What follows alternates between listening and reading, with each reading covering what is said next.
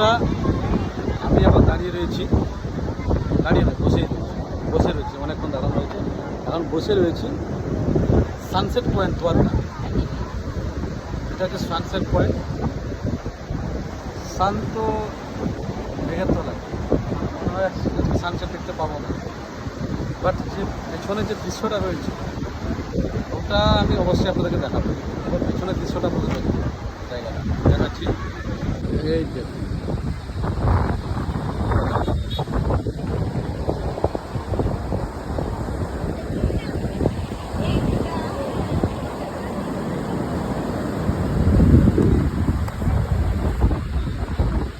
এটা হচ্ছে light house.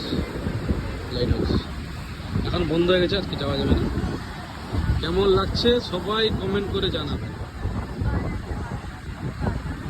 আরব সাগরের বিশাল ঢেউ, তার সামনে আমরা দাঁড়িয়ে রয়েছি।